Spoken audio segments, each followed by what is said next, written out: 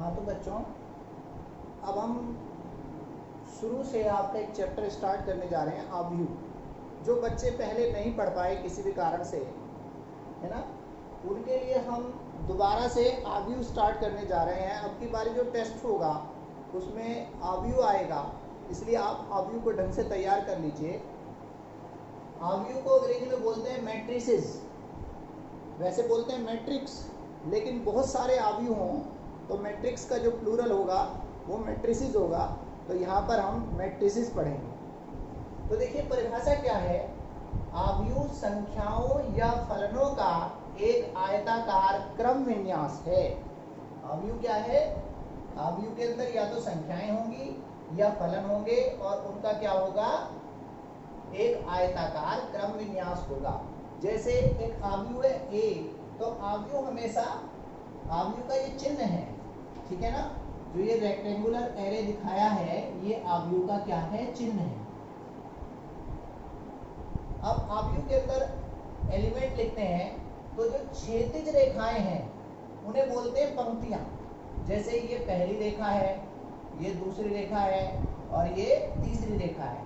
तो पहली पंक्ति के जो अवयव होंगे वे होंगे -2 और 5, दूसरी पंक्ति के अवयव होंगे 0 और √5 और तीसरी पंक्ति के अवयव होंगे 3 और 6।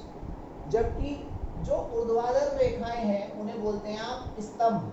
तो इस पहले स्तंभ के अवयव होंगे -2, 0, 3, दूसरे स्तंभ के अवयव होंगे 5, √5 और 6। तो ये होगी आपकी फर्स्ट रो, ये होगी सेकंड रो और ये होगी थर्ड रो। रो मीन्स पंक्तियां, ठीक है ना। तो फर्स्ट रो के एलिमेंट होंगे -2, 5, दूसरी रो के एलिमेंट होंगे 0, √5 और तीसरी रो के एलिमेंट होंगे 3 और 6। फर्स्ट इसी प्रकार से जो ऊर्ध्वाधर हैं इन्हें बोलते हैं कॉलम, C1 से प्रदर्शित करेंगे और इसे C2 से प्रदर्शित करेंगे। तो पहले कॉलम के एलिमेंट कौन कौन से होंगे, -2, 0, 3, दूसरे कॉलम के एलिमेंट होंगे 5, √5 और 6, ठीक है। तो ये दिखाया मैंने कि आव्यूह जो है वो संख्याओं का एक आयताकार क्रम विन्यास है। दूसरा एग्जाम्पल है, आव्यूह फलनों का भी आयताकार क्रम विन्यास हो सकता है। तो इसमें फलन दिए हुए हैं, देखिए, है ना, ये क्या है आपके अलजेब्रिक फंक्शन है और ये क्या है, ट्रिग्नोमेट्रिक फंक्शन है। तो फलनों का आयताकार क्रम विन्यास है। अब देखिए यहाँ मैंने लिख दिया है कि जो क्षैतिज रेखाएं हैं वे पंक्तियां कहलाएंगी, उन्हें रोज लिखते हैं, और जो ऊर्ध्वाधर रेखाएं हैं उन्हें क्या बोलते हैं आप, स्तंभ। अब देखिए किसी आव्यूह की कोटि किसे कहते हैं। आव्यूह की जो कोटि है, जैसे पहला आव्यूह है, इसकी कोटि बताइए। तो बताइए इसमें कितनी रो हैं, पहली रो, दूसरी रो और तीसरी रो। तो इसमें रो कितनी है, 3, और कॉलम कितने हैं, 2। तो इसलिए इस आव्यूह का जो क्रम होगा वो 3 × 2 होगा, ठीक है ना। इस आव्यूह का जो ऑर्डर होगा वो क्या होगा, 3 × 2, यानी ऑर्डर क्या होता है, रो गुना कॉलम। अब बताइए जो दूसरा आव्यूह लिखा हुआ है इसका ऑर्डर क्या होगा, बताइए। इसमें क्षैतिज खाने कितने हैं, 2, ये फर्स्ट रो, ठीक है ना, और ये कौन सी रो है बताओ, सेकंड रो। तो कितनी रो है इसके अंदर, 2 रो है, और कॉलम कितने हैं, 1, 2, 3। तो कॉलम है 3, तो इसलिए इसका ऑर्डर होगा 2 × 3। पहले रो लिखेंगे फिर बाद में कॉलम लिखते हैं। अब देखिए आव्यूह कितने प्रकार के होते हैं। आव्यूह के प्रकार के बारे में आप जान लीजिए। पहला आव्यूह है स्तंभ आव्यूह, अंग्रेजी में बोलते हैं कॉलम मैट्रिक्स। स्तंभ आव्यूह किस आव्यूह को बोलते हैं, ऐसा आव्यूह जिसमें केवल एक स्तंभ हो। ऐसा आव्यूह जिसमें केवल एक स्तंभ हो, एक कॉलम हो, उसे क्या बोलते हैं आप, स्तंभ आव्यूह बोलते हैं। स्तंभ आव्यूह का एग्जाम्पल है, मान लीजिए ए कोई मैट्रिक्स है, मैट्रिक्स हमेशा कैपिटल लेटर से लिखा जाएगा, ठीक है ना। तो इसके अंदर एलिमेंट लिखे मैंने ABC, तो ये एक ही कॉलम है, ठीक है ना। इसमें इस आव्यूह में कितने कॉलम है, एक कॉलम है। तो जिस आव्यूह में केवल एक कॉलम होगा उस आव्यूह को आप क्या बोलेंगे, कॉलम मैट्रिक्स बोलेंगे, ठीक है। दूसरे आव्यूह का नाम है पंक्ति आव्यूह, यानी रो मैट्रिक्स। रो मैट्रिक्स किसे बोलेंगे, ऐसा आव्यूह जिसमें केवल एक पंक्ति हो। बोलिए, ऐसा आव्यूह जिसमें केवल एक पंक्ति हो उसे हम क्या बोलते हैं, रो मैट्रिक्स बोलते हैं। अगर मैं केवल एक रो वाला मैट्रिक्स बनाऊं तो रो के अंदर एलिमेंट लिख दिया मैंने ए बी सी, तो एक रो है इसके अंदर, और कॉलम कितने हैं, कॉलम है इसके अंदर 3, तो इसका ऑर्डर कितना होगा 1 गुना 3, इसका जो ऑर्डर होगा वो 1 गुना 3। और इस वाले अवयव का ऑर्डर कितना था बताओ, इसमें कितनी रो थी 1 2 3, क्योंकि क्षैतिज में कितने हैं 1 2 3, तो क्षैतिज रो है ना 3, और कॉलम कितने हैं 1, तो इसका ऑर्डर कितना था बताओ 3 गुना 1। ठीक है। अब देखिए वर्ग अवयव किसे बोलते हैं, ऐसा अवयव जिसमें पंक्तियों की संख्या स्तंभों की संख्या के बराबर हो। यानी अगर किसी अवयव में 2 पंक्तियां हैं और 2 ही स्तंभ हैं तो वो अवयव कैसा अवयव कहलाएगा, वर्ग अवयव कहलाएगा। तो जैसे सी मैंने एक अवयव लिखा, इसके अंदर कितने रो हैं बताइए 1 2, और कॉलम कितने हैं 1 2, तो रो गुना कॉलम, ऑर्डर कितना है इसका 2 गुना 2। तो जब रो बराबर कॉलम के होगा तो ऐसे अवयव का नाम क्या होगा, वर्ग अवयव होगा। अब देखिए विकर्ण अवयव, विकर्ण अवयव को अंग्रेजी में बोलते हैं हम डायगोनल मैट्रिक्स। और डायगोनल मैट्रिक्स को अगर आप डी से प्रदर्शित करें तो ऐसा अवयव जिसमें केवल विकर्ण के अवयव मौजूद हों, अन्य सारे एलिमेंट कैसे हों, शून्य हों, उस अवयव का नाम क्या होगा, विकर्ण अवयव होगा। ठीक है, नोट कर लीजिए। अब देखिए डायगोनल मैट्रिक्स के बाद जो अवयव है उसका नाम है स्केलर मैट्रिक्स।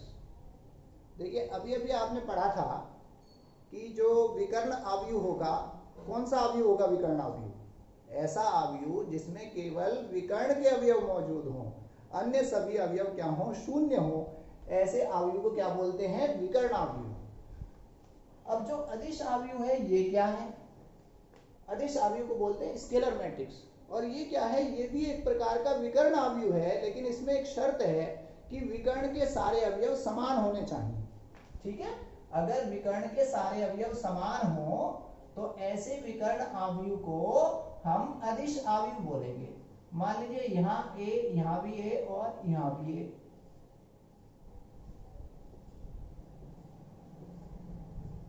ठीक है, ऐसा अवयव ये क्या है बताओ, विकर्ण अवयव तो है, क्योंकि विकर्ण अवयव के लिए क्या शर्त है कि केवल विकर्ण के अवयव मौजूद होने चाहिए, बाकी सारे एलिमेंट क्या हो, शून्य हो। तो ये भी विकर्ण अवयव है, लेकिन इस विकर्ण अवयव में विकर्ण के सारे अवयव क्या हैं, सेम हैं। तो ऐसा विकर्ण अवयव जिसमें विकर्ण के सभी अवयव समान हो, उस अवयव का नाम क्या होगा, अदिश अवयव होगा। इसे बोलते हैं हम स्केलर मैट्रिक्स। ठीक है, अब जो अवयव है उसका नाम है इकाई अवयव। इकाई अवयव ये बड़ा इंपॉर्टेंट है, इकाई अवयव। इसका दूसरा नाम है तत्समक अवयव।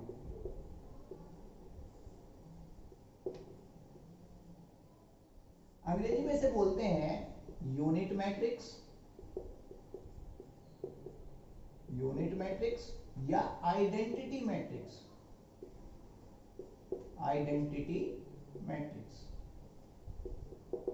अब देखिए ये जो इकाई अवयव है, इकाई अवयव कौन सा अवयव होगा, ऐसा विकर्ण अवयव जिसके विकर्ण के सारे अवयव 1 1 1 हो।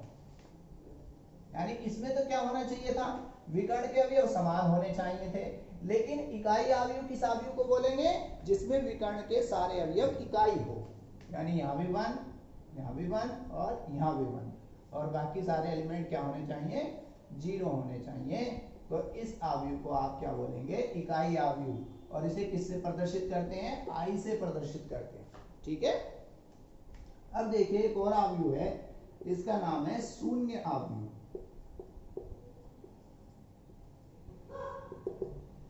इसे बोलते हैं आप नल मैट्रिक्स।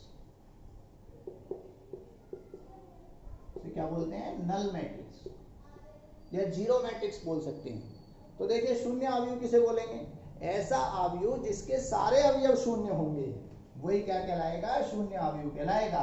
और इसे हम 0 से ही प्रदर्शित करेंगे। और इसके लिए क्या शर्त है बताओ, सारे एलिमेंट 0 होने चाहिए। तो अगर मैं कहता हूं कि 3 गुना 3 क्रम का एक शून्य अवयव लिखिए, तो 3 रो और 3 कॉलम वाला शून्य अवयव कौन सा होगा जिसके सारे एलिमेंट शून्य हो। ठीक है, ये था आपका शून्य अवयव। तो ये अवयव की जानकारी है, अवयव के प्रकार है। ठीक है, ये सबको मालूम होने चाहिए कि अवयव के प्रकार कौन कौन से हैं। अब देखिए कोई प्रश्न, मान लीजिए पहला प्रश्न है आपकी एनसीईआरटी की बुक का, तो उसमें क्या है कि अवयव दिया है। ठीक है, मान लीजिए एक अवयव दिया है 2, 5, 19 और -7, 35 -2, 5/2 और 12, और तीसरी रो के एलिमेंट दे रखे हैं √3, 1,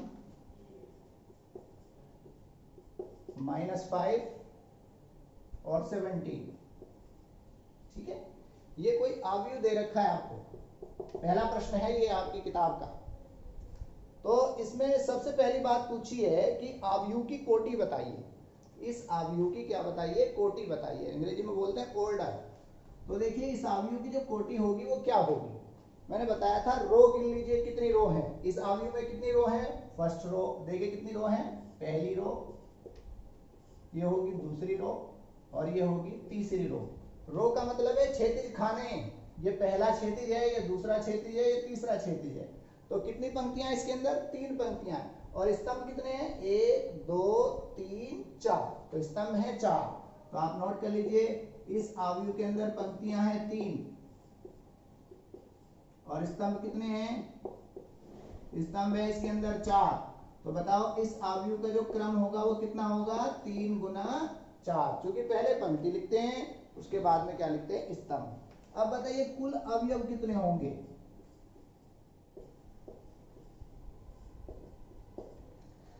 कुल अवयव होंगे इसके अंदर 12। देखिए अगर क्रम पूछता है तो गुणा करके नहीं बताएंगे, ऐसे ही बोलना पड़ेगा, रो गुना कॉलम। क्रम को देख करके ये पता चल जाता है कि इस अवयव में कितनी पंक्तियां हैं और कितने स्तंभ हैं। अगर वो पूछता है टोटल नंबर ऑफ एलिमेंट्स बताइए, तब आप मल्टीप्लाई करोगे। अब देखिए कई बार इसमें पूछता है कि A13 बताओ। तो A13 का क्या मतलब है, A13 का मतलब है पहली रो और तीसरे कॉलम का एलिमेंट।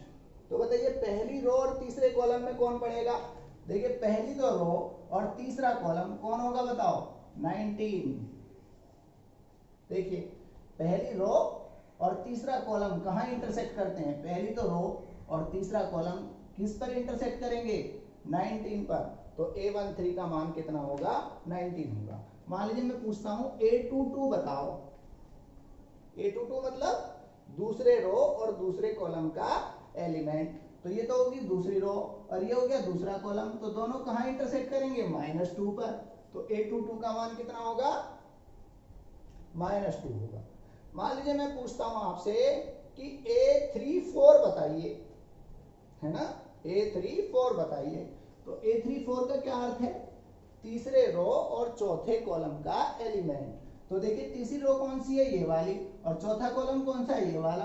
तो दोनों कहां इंटरसेक्ट करेंगे, 17 पर। तो A34 का मान कितना होगा, 17 होगा। ठीक है,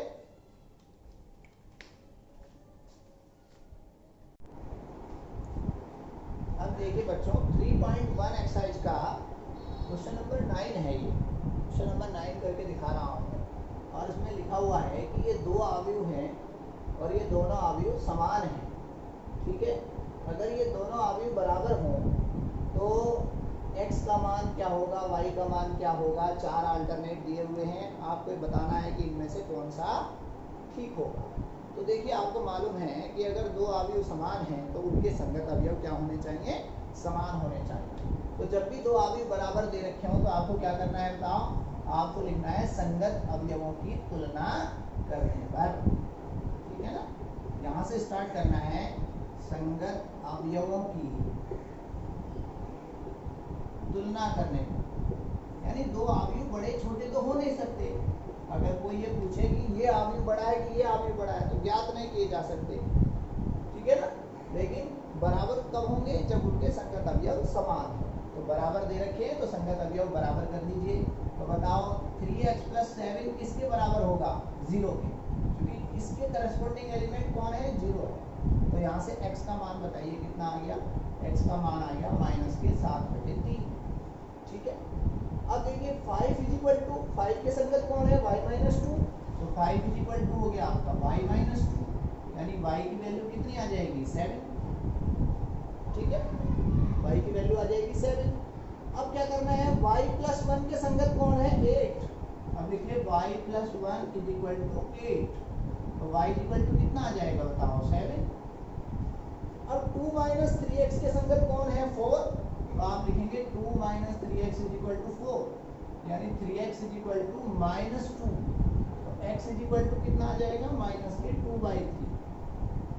तो ध्यान देंगे, क्या x का मान कांस्टेंट रहा? देखिए कभी तो आ रहा है x का मान -7/3 और कभी आ रहा है x का मान -2/3। तो इसका मीनिंग है x के मान अलग अलग आए, y का मान सेम है 7, यहाँ भी 7। ठीक है ना? तो अगर कभी भी x के मान या y के मान अलग अलग आ जाते हैं तो आप कौन सा ऑप्शन चूज करोगे? ज्ञात करना संभव नहीं। देखिए कई बार क्या करता है बच्चा, पहले इनकी तुलना करी और आंसर लिख देता है x का मान तो हो गया -7/3 और y का मान हो गया 7। ये भी गलत होगा।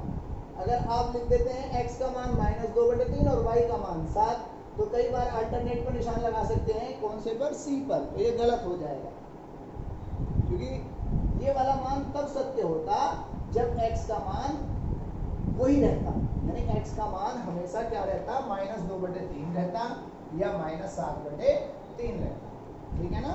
तो x का मान कांस्टेंट होना चाहिए, क्योंकि x का मान अलग अलग आया, तो इसलिए आप कौन से अल्टरनेट पर निशान लगाएंगे? ज्ञात करना संभव नहीं। अब देखिए क्वेश्चन नंबर 10। क्वेश्चन नंबर 10 जो है वो पूछा है कि एक 3x3 क्रम के, देखिए क्या है क्वेश्चन, 3x3 क्रम के ऐसे आव्यूहों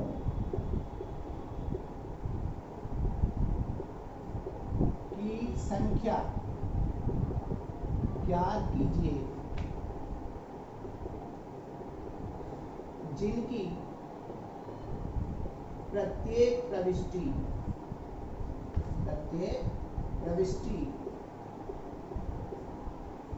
0 या 1 है। क्या है क्वेश्चन? एक 3x3 क्रम के ऐसे आव्यूहों की संख्या ज्ञात कीजिए जिनकी प्रत्येक प्रविष्टि 0 या 1 है। तो देखिए 3x3 क्रम का अगर आप अवयव बनाते हो तो वो कैसा अवयव होगा? 3x3 क्रम का है, यानी 3 रो 3 कॉलम वाला।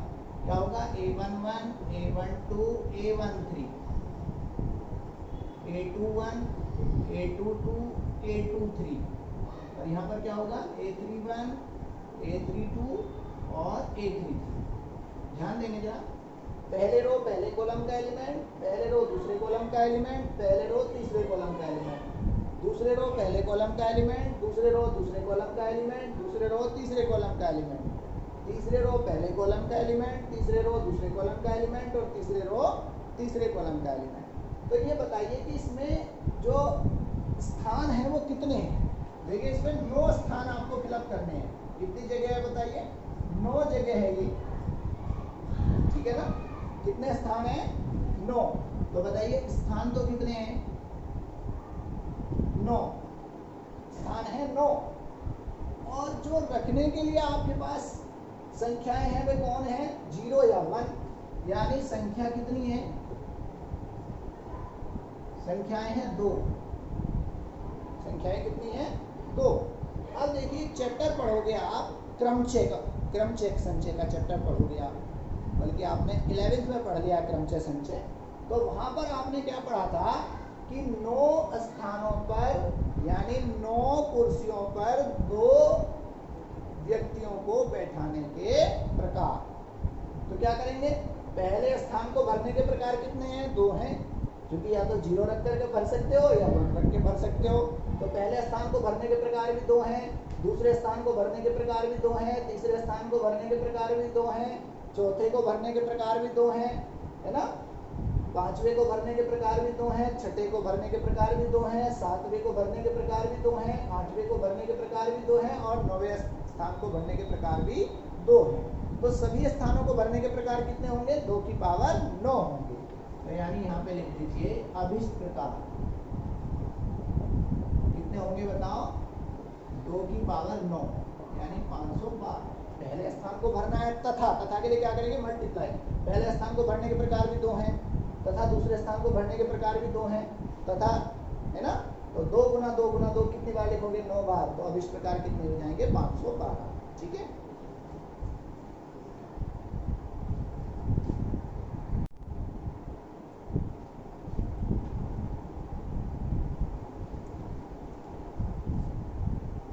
अब देखिए बच्चों, एक नई चीज है, 2 अवयवों का योगफल कैसे ज्ञात करेंगे, उनका अंतर कैसे ज्ञात करेंगे और उनका गुणनफल कैसे ज्ञात करेंगे, ये अब आपको सीखिए। ये अब आप ध्यान से सीखिए। देखिए नियम क्या है कि 2 अवयवों का योगफल या घटाना केवल तभी संभव है जब उनके ऑर्डर समान हो।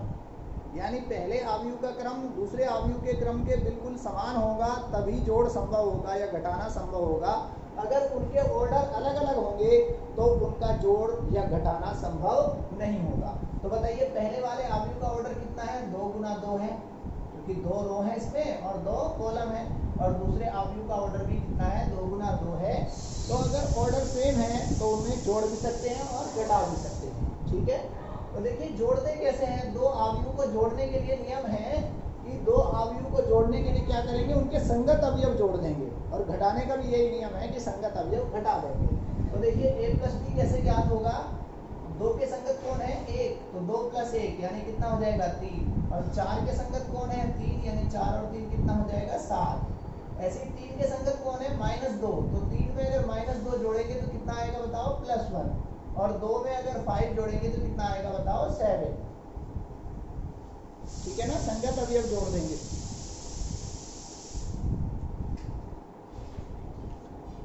तो 2 अवयवों का जोड़ केवल तभी संभव है जब उनके क्रम समान हो। और जोड़ने का तरीका क्या होगा कि संगत अवयव जोड़ देंगे आप। अगर a माइनस बी ज्ञात करना हो तो भी क्या करेंगे बताओ? a माइनस बी कैसे ज्ञात होगा? उसके लिए भी आपको क्या करना पड़ेगा? संगत अवयव घटेंगे। यानी 2 माइनस 1 कितना हो जाएगा? 1। 4 माइनस 3 तो कितना आ जाएगा बताओ? 1। 3 माइनस माइनस 2, 3 माइनस माइनस 2 तो 3 प्लस 2 हो जाएगा यानी 5।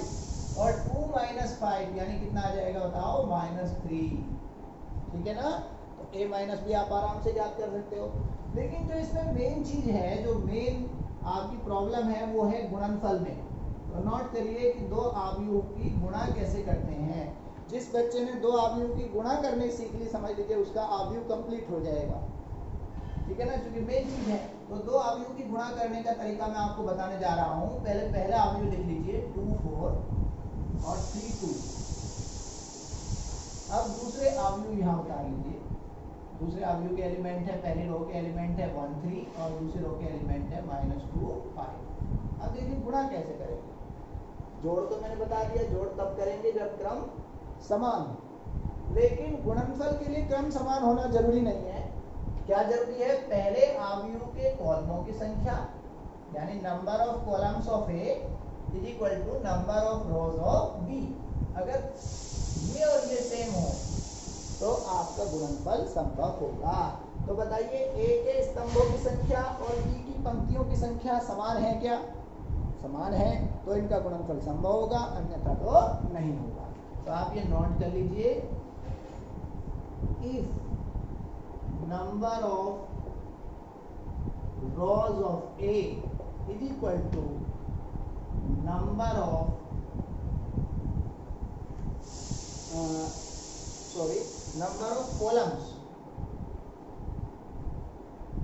number of columns of A is equal to number of rows of B, then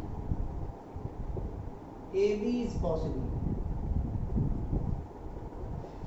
AB is possible, otherwise not.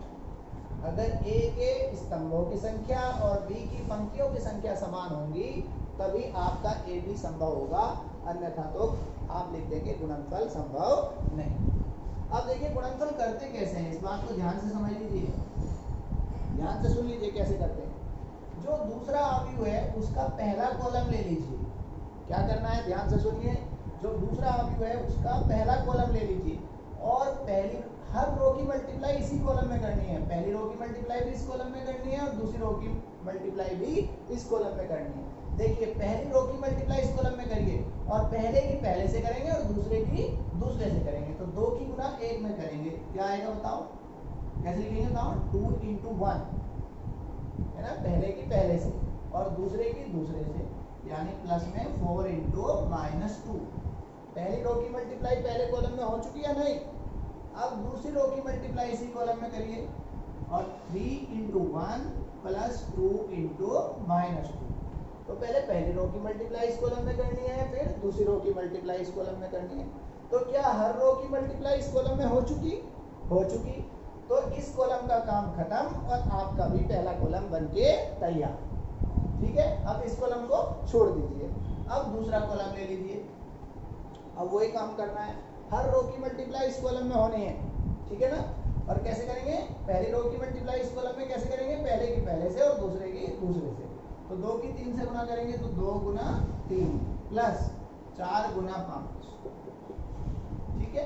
अब दूसरी रो की मल्टीप्लाई भी इस कॉलम में करिए तो 3 गुना 3 प्लस 2 गुना 5।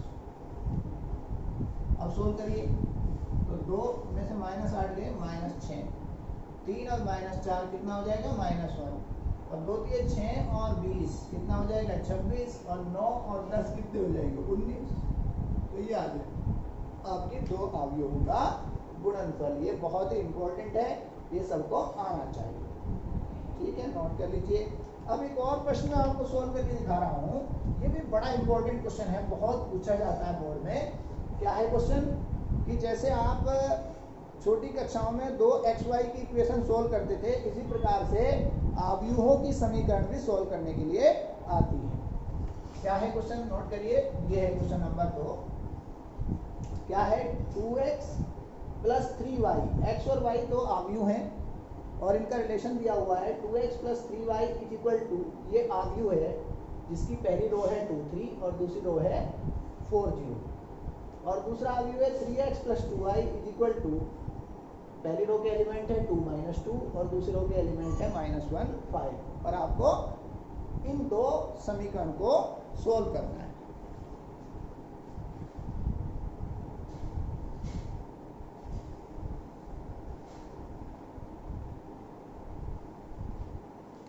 अब देखिए कैसे सोल्व करेंगे, देखिए कैसे सोल्व करेंगे इन समीकरणों को।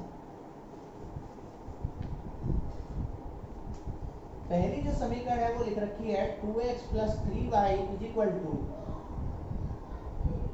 2 3 4 0, और दूसरी है 3x plus 2y is equal to 2 -2 और -1 5। अब कैसे सोल्व करेंगे, सोल्व करने का तरीका सुनिए, कि जैसे आप 6th क्लास में पढ़ते थे दो समीकरण सोल्व करना, उसी प्रकार करेंगे। यानी मान लीजिए एक इक्वेशन ये है और एक इक्वेशन ये है, इन दोनों इक्वेशंस को सोल्व करना है, तो आप क्या करते थे, या तो x के गुणांक सेम करते थे या y के गुणांक सेम करते थे। तो यहाँ तो है 3y और यहाँ है 2y, तो पहली इक्वेशन को कितने से मल्टीप्लाई करेंगे, 2 से, और दूसरी इक्वेशन को कितने से मल्टीप्लाई करेंगे, 3 से, और क्या कर देंगे, घटाने पर कैसे, 3 दूनी 6y हो जाएगा और 3 दूनी 6y हो जाएगा, ठीक है ना। तो यहाँ पर सेम हो जाएंगे, तो घटा दीजिए, तो बताओ कितना हो गया, 2 दूनी 4x और -9x, तो कितना बचा, -5x हो जाएगा, ठीक है ना। ये तो कैंसिल आउट हो गया। अब 2 की मल्टीप्लाई, जैसे मान लीजिए 2 की मल्टीप्लाई इस अवयव में करनी है, तो नियम है अगर किसी अवयव में किसी स्केलर से मल्टीप्लाई करें तो उस स्केलर की मल्टीप्लाई हर एलिमेंट में होगी। ध्यान देना, 2 की मल्टीप्लाई हर एलिमेंट में करेंगे, तो यानी 4 6 और 8 और 0, ठीक है। और माइनस, क्योंकि घटा रहे हैं आप, तो 3 की मल्टीप्लाई इसमें करेंगे तो कितना आएगा बताओ, 6 -6 और -3 और 50। अब इन्हें क्या करिए, घटा दीजिए, और घटेंगे कैसे? घटाने के लिए क्या नियम है बताओ? अवयव का जो ऑर्डर है वो सेम होना चाहिए। और घटेंगे कैसे? संगत अवयव घटेंगे। यानी 4 माइनस 6 तो कितना आएगा? -2। 6 माइनस -6 तो 6 माइनस -6 यानी जुड़ जाएंगे, 6 + 6 12 हो जाएगा। 8 माइनस -3 तो 11 हो जाएगा कि नहीं? 8 + 3 हो जाएगा। 0 माइनस 15 तो यानी माइनस के 15 तो ये हो गया आपका माइनस के 5x। ठीक है। और x की वैल्यू कितनी आ जाएगी? x की वैल्यू कैसे निकलेगी बताओ? -5 से डिवाइड कर देंगे, क्योंकि 1/-5 आ जाएगा तो -5 से डिवाइड करेंगे तो हर एलिमेंट को डिवाइड करना पड़ेगा। यानी 2/5 -12/5 -11/5 और +3 -5 से डिवाइड करेंगे। तो आपके समझ में आया कैसे सोल्व करना है?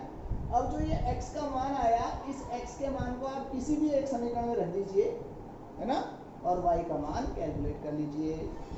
ठीक है। जैसे मान लीजिए आपने फर्स्ट में रख दिया ये फ्रॉम फर्स्ट, तो 2x कितना हो जाएगा? 2x हो जाएगा आपका 4/5 माइनस के 24/5। 2x कर रहे हैं, 2 से मल्टीप्लाई कर रहे हैं कि नहीं, और माइनस के 22/5 और यहाँ पे आ जाएगा 6, ये हो गया 2x और plus 3y is equal to ये एज इट इज, यानी 2 3 और 4 0। ये तो होगा ना। अब 3y इज इक्वल टू क्या होगा? 2 3 4 0 माइनस 4/5 माइनस 24/5 माइनस के 22/5 और 6।